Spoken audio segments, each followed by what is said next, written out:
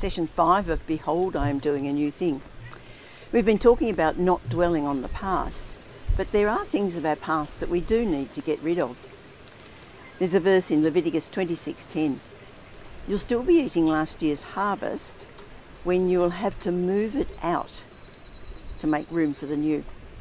And that's what we have to do with a lot of things in our past. We have to move them out of our lives, out of our minds, so that we can make room for the new. But we have to learn how to let go.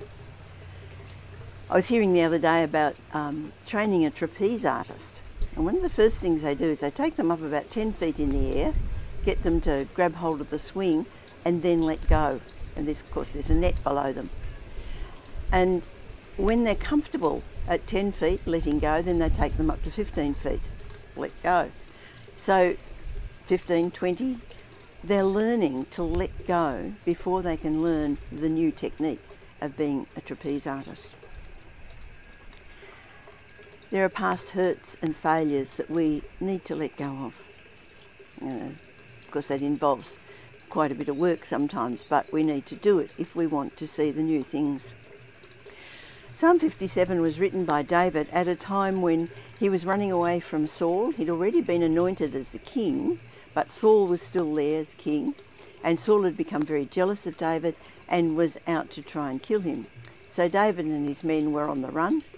At one stage, they settled in a place called Ziklag, and when they were out one day, Ziklag got raided and burnt to the ground, and his wife and children and the wife and families of all his men were taken captive. So when David returned that night, he found what had happened, and it was a pretty bad day for David. And so he wrote this psalm, and we read how he starts off saying, well, I'm trusting in God, I'm leaning on God, and so on. But he also mentions how he feels. Psalm 57:4, I'm in the midst of lions, I lie among ravenous beasts, men whose teeth are spears and arrows, whose tongues are sharp swords. And then in verse 6, they spread a net for my feet. I am bowed down in distress. So obviously he's in a bad way. And then suddenly in verse 8 he says this, awake my soul, awake harp and lyre, I will awaken the dawn. I will praise you, Lord, among the nations. It's like he suddenly lets go of all the negative stuff and looks at the power of God instead. So instead of describing his problems, he is declaring the power and the glory of God to the problems.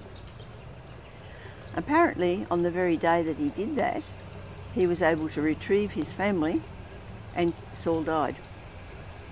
Things changed. Letting go of the past hurts, the past failures, is necessary to enable the new to happen. When Jesus called Lazarus out of the tomb, he came out, but he was all wrapped in the grave clothes. And Jesus said, you must remove those grave clothes before he can have a new beginning. It's very easy for us to describe our troubles and our hurts, and then we forget what we have within us. We have to change our outlook, we have to change our words. We need to be like David and say, awake, have faith in God and what he can do. God is always doing new things.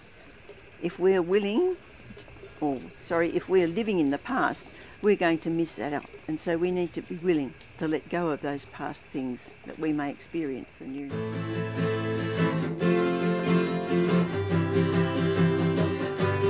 Breathe on me, breath of God, breathe on me.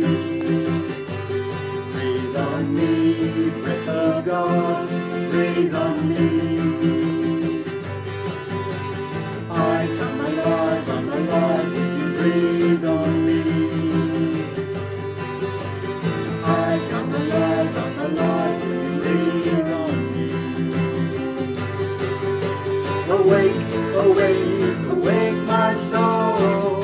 God resurrect these bones from death to life, for you alone. Awake my soul.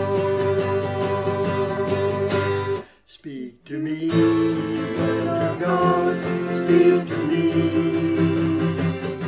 Speak to me, word of God.